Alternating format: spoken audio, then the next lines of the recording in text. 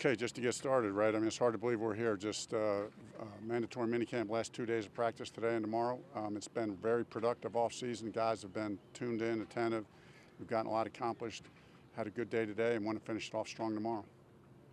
As you transitioning from OTAs now to minicamp, how do you keep the guys and get them fluid, just reacting and running the play? It's a natural, yes, it's a natural transition, right? The guys more and more, the more we're going back and running plays that we've run over and over again. So the fluidity, just letting instincts take over, right? We talk a lot about, we do our drill work, we run this stuff over and over again because we don't, you don't want players thinking. You just want them reacting. Get out there and react. Let their instincts come into play. I think we're doing a good job with that. Brian moving to outside linebacker, can you explain what will be the differences that he has to do this year as opposed to maybe his first few years in the league? I don't think it's going to be that much of a difference. It's really the total scheme. It's more the total scheme. Everybody's so multiple these days. So I think it's more about the scheme and what's unique about Ejiro's scheme. And what I really appreciate about how the defensive staff is approaching it, getting to know our players, right, and tweaking the scheme. It's already been done, throughout OTAs. I can feel talking to EJ, oh boy, we like the way this guy does this and the way that guy does that. So putting things in that really weren't in there before and adjusting and adapting. So we're looking for our players, what they can do best, and then put them in position. What have you learned about the other guys at that position, whether it's Marquise, Ejiro, DJ, any of those over the last 6 weeks or so? I think it's a good group, right? Ejoro's done a good job making the transition. Marquise has looked really good. He's been very consistent.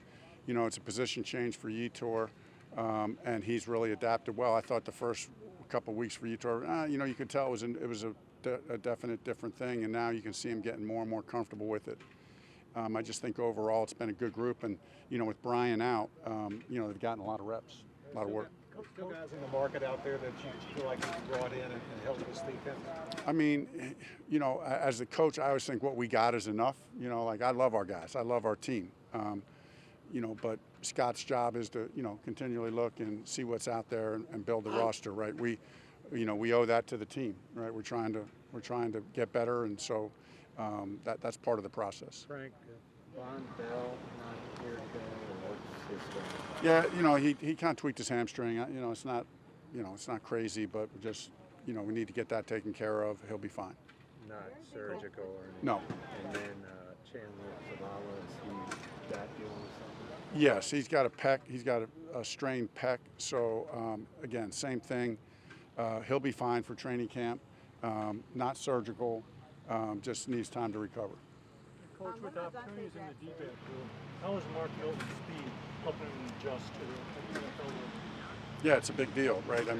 We're always, he can fly. Milton can fly, and so that's a big deal. You're looking for speed on defense. That can make plays, right? That can lead to production. So these guys are all getting a lot of reps and opportunities to show us that. Where's Dante Jackson at in his return?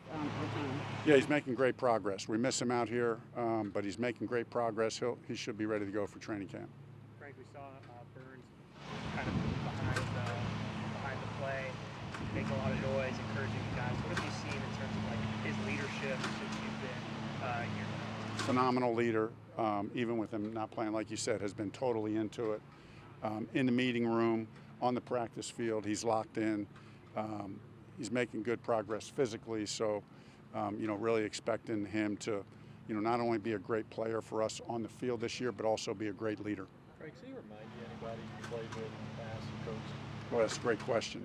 I don't know, every time I know he hasn't even taken a snap out here. Every time I see him walk out in the field, I say, man, I'm glad he's on our team. He's big and long and strong. I got to see him play more to kind of see who he reminds me of. But he's got a presence about him physically and mentally that expect continued big things from him. Any defense probably could use a guy like him, but does he really fit in his scheme? Yes, because what I am learning about him is, like most great players, He's very smart. He's very smart, period, but then a very smart football player. So that allows us to do different things with him. And sure, we mainly want to rush the passer, but it does allow us to do other things. It allows us to use him as rushing the passer in different ways. So we'll see how that all plays out. Key players like Burns or Dante and JC, when off seasons are kind of pushed short by injury.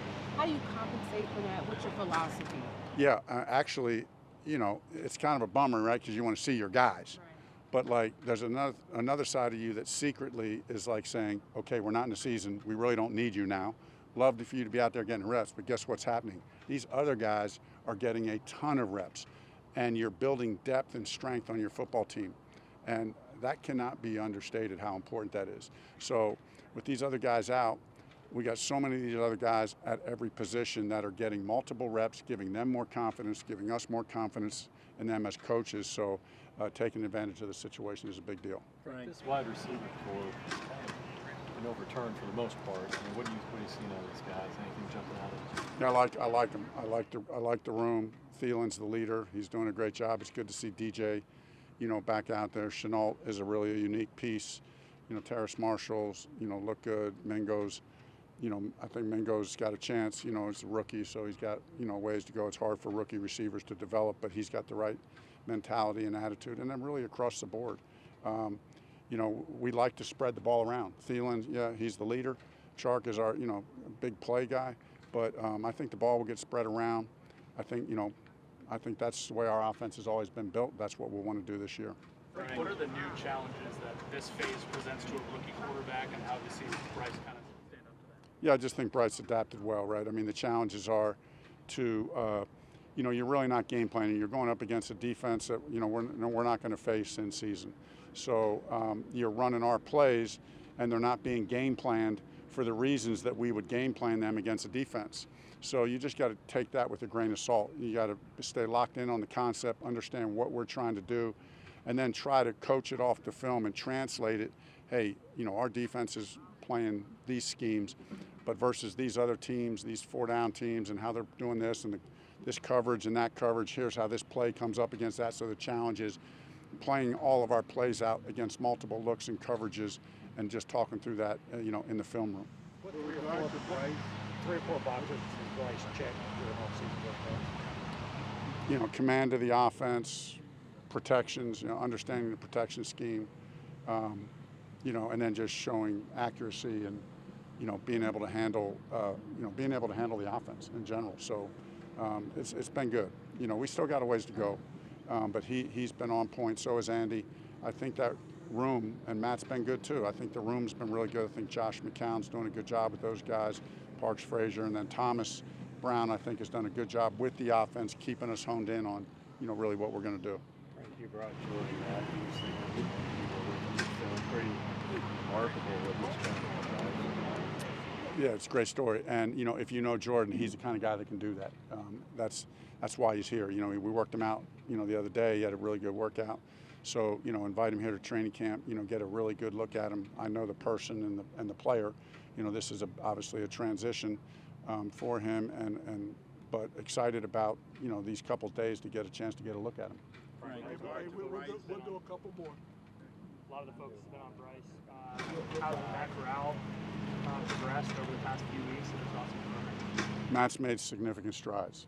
Matt has made significant strides, as far as command of the offense, as far as seeing it, moving through his progressions, accuracy. Happy with the progress Matt has made. Does the new rule about the emergency quarterback make it that much easier to have 3 theoretically on the roster? Yeah, I mean, right. That's the big question, right? So you have that philosophical question of, do you use up a spot on the 53 for your third quarterback? And if they prove worthy of that, you do. You do, because it's a benefit. But you wait and you see. And then, the other thing you got to say is you always want to use that spot for a quarterback if you can. But the flip side of that, and as having been around the block a few times, sometimes you get in a roster situation where you're like, can we really afford to do that? So you can't say it's an absolute rule, but that would be the general thinking. With regard to Bryce, I know you have this overall picture of things that you have him focus on in practice and week long, but Are there any daily things, like daily points of emphasis that you can make sure that you do every week about? You know, I mean, I think that's what Josh is, Josh McCown, the quarterback coach, they have things they're focusing on every day, right? Little things that are the little details in drops, mechanics, progressions, just the mechanics and progression of, running plays, getting the checks, how we do the whole operation. So, we're trying to always get better at all those and make it so, right, we want, and it's happening right before our eyes in a sense, but that just needs to be automatic for the quarterback, like just breathing air, like, okay, boom, boom, boom, let me do this. That's just the way we run our offense. We really give the quarterback a lot of latitude to check, to move things around. We know Bryce is the kind of guy, and so is Andy, that can do that and can manage that. But it just doesn't happen overnight. It's a new scheme, new offense, and that's happening, and like the direction it's taking. Hey, Coach, one last question for Scott Fowler.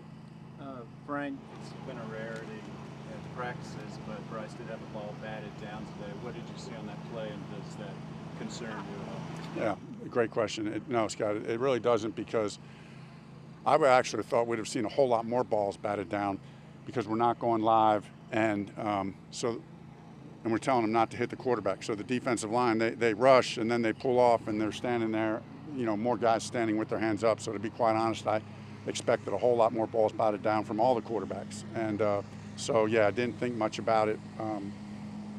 Thought the quarterbacks are seeing it and seeing the holes well. Thank you.